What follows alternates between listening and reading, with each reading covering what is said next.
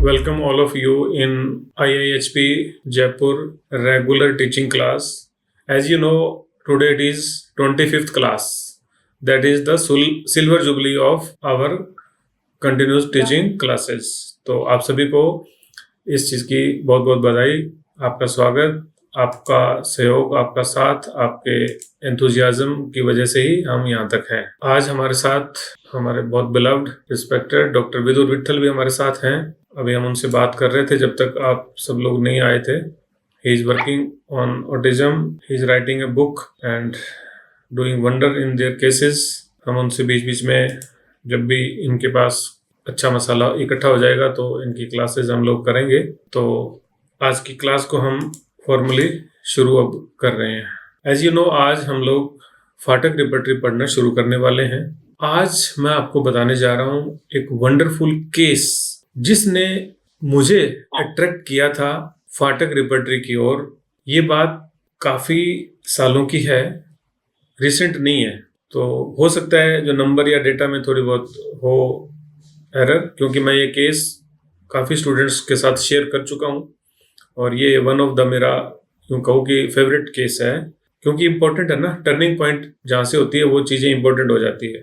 Case है intestinal addition का।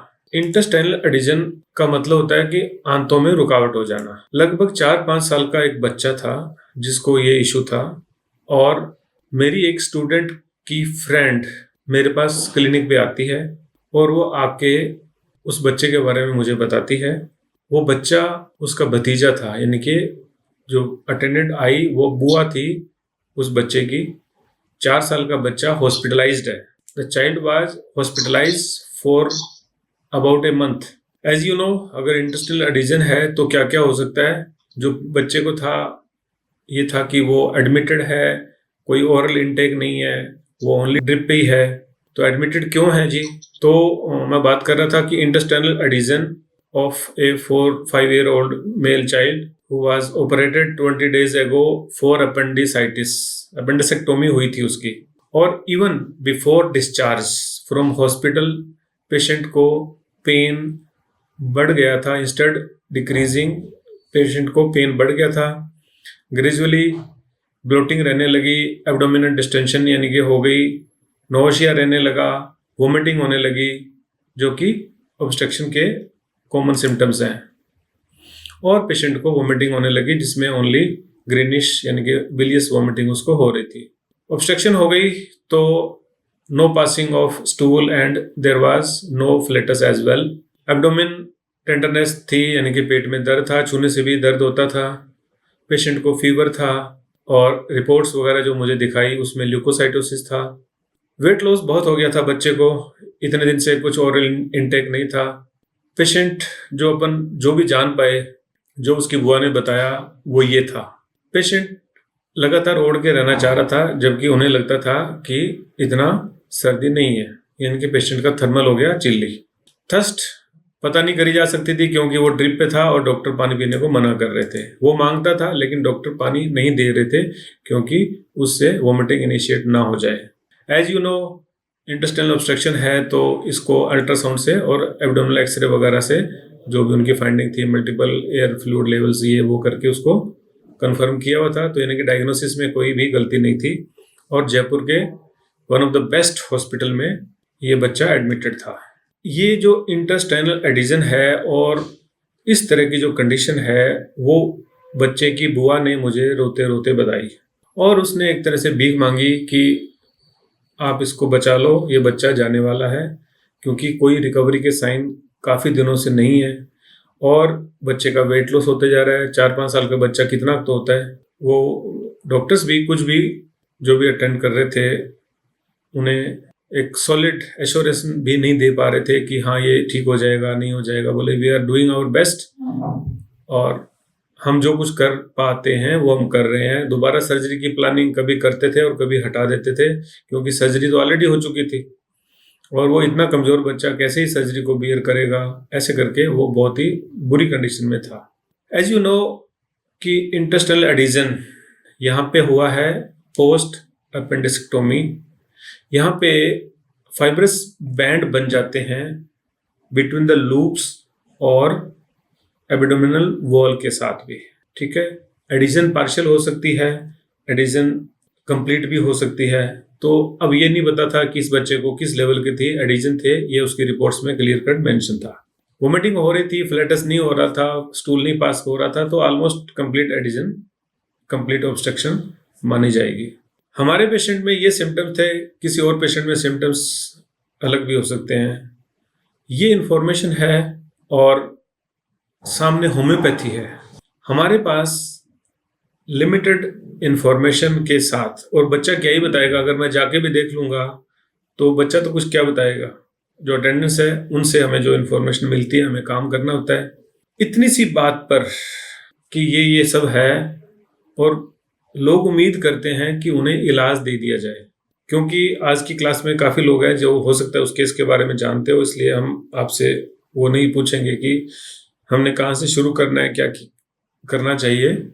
आमतौर पे हम डिस्कस करते हैं ना केसेस को, तो आज हम वो नहीं कर रहे हैं, क्योंकि आप में से काफ़ी लोगों को ये केस मैंने बताया हुआ है। अब मैं आपके साथ में शेयर कर रहा हूँ वो स्क्रीन जिसमें रूब्रिक मैंने लिया था, और वो रिपीटेशन चार्ट भी इसी के अंदर है। तो आप देख पा रहे हो ओनली वन रूब्रिक, और वो भी फाटक रिपर्टरी से। हम आज डिटेल में बात करेंगे फाटक की जो भी क्वालिटीज़ हैं। फाटक repertory operation surgical after adhesions, there were only 2 medicines, one is calcarea fluor and another is silicea. हमारा पेशेंट चिल्ली था, हमने पेशेंट को साइलिशिया 0/1 पाउडर डोज में दे दी, क्योंकि लिक्विड डॉक्टर्स ने देने से मना किया था। दैट इज वाई मुझे पाउडर डोज में देनी पड़ी, यानी कि 1-2 ग्लोब्यूल थोड़े से लैक्टोज पाउडर के साथ में मैंने साइलिशिया 0/1 की 1 डोज दे दी। डोज मैंने 2 दी थी कि देते टाइम अगर गिर जाए, बच्चा गिरा दे या कुछ ऐसा हो जाए तो आप सेकंड दे देना, आपको डोज 1 ही देनी है। With in a day, next day मेरे पास फोन आता है कि बच्चे ने फ्लैटस पास कर दिया, और उसके बाद में ब्लैक ऑफेंसिव लिटिल स्टूल भी पास हो गया है। पेशेंट की बुआ ने बताया कि वो कुछ खाने को मांग रहा है, कि उसको कुछ खाने को दे दें। तो मुझसे उनका सवाल ये था कि क्या उसको खाने से कुछ दे दें। तो मैंने कहा जरूर दे दो। जब फ्लैटस पास हो गया है, स्टूल पास हो गया है, तो एडिशन में जरूर थोड़ा सा सुधार हुआ है, बच्चे को भूख भी तभी लगी है, आप जरूर दे दो। तो उसे उस दिन दूध और दलिया 1-2 चम्मच दिया गया। मैंने कहा आधे घंटे के बाद मुझे बताना है वोमिटिंग हुई है क्या। वोमिटिंग नहीं हुई, डाइजेस्ट हो गया, क्वांटिटी बढ़ा दो, ओरली पानी भी दे दो। उन डॉक्टर्स को भी बताया कि इस तरह से ये सब कुछ हुआ है, तो वो तो खुश हो गए, क्योंकि उन्हीं के द्वारा सर्जरी की हुई थी। वो परेशान थे कि ये बच्चे को कैसे सेव किया जाए। दे दो दे दो दे दो, कुछ भी मांगे दे दो, ऐसे करके रिएक्शन उसकी बुआ ने मुझे बताए थे कि वो तो कह रहे दे दो 3-4 बार बोले, क्योंकि वो खुश थे कि कैसे न कैसे करके ये बच्चा ठीक होके जाए, क्योंकि सर्जरी उनके वहीं से हुई थी, कॉम्प्लिकेशन आई है, तो डॉक्टर को लगता है ना कि कॉम्प्लिकेशन ना हो। तो ये था 24 घंटे का इफेक्ट। नेक्स्ट डे फिर बच्चे ने स्टूल पास किया, खाने को और अधिक दिया गया, बच्चा प्लेफुल हो गया, बच्चे को बिल्कुल वोमिटिंग नहीं हुई, एक सिंगल वोमिटिंग नहीं हुई है हमारी साइलिशिया 1 डोज देने के बाद में। और विद इन नेक्स्ट 3-4 डेज बच्चा जिद करता है कि यहाँ से चलो, क्योंकि वो परेशान था हॉस्पिटल में रह करके 1 महीने से। विद इन 3-4 डेज जब बच्चे ने बोला कि घर चलो यहाँ नहीं रहना वगैरह वगैरह, तो उन्होंने डिस्चार्ज के लिए मेरे से पूछा कि वहाँ से डिस्चार्ज ले लें क्या। मैंने कहा क्यों नहीं लोगे, डिस्चार्ज लो। उन्होंने मेरी बात मानते हुए अब वहाँ हॉस्पिटल में पूछा, और उस बच्चे को वहाँ से उन्होंने डिस्चार्ज के लिए बोला। वो बहुत खुश हुए कि कैसे न कैसे करके ये जाए, हमारी बला टले। उनको तो ये था ही नहीं ना कि ये ठीक हो सकता है क्या। और वहाँ से डिस्चार्ज होकर के पेशेंट को सीधा क्लिनिक में लेके आए। जैसे वहाँ से सब निकलते हुए सब सामान के साथ ही वो आए थे, मेरे को अच्छी तरह से वो याद है सीन भी। और बच्चे को मुझे दिखाने के लिए उन्होंने बोला, मैंने देखा, मैं बहुत खुश था कि वो बच्चा ठीक हो गया और एक जान बच गई। इसमें कोई शक नहीं था कि वो बच्चा सेकंड सर्जरी बेयर नहीं कर सकता था, और सर्जरी बेयर नहीं कर सकता तो उसके पास में और कोई रास्ता भी नहीं था।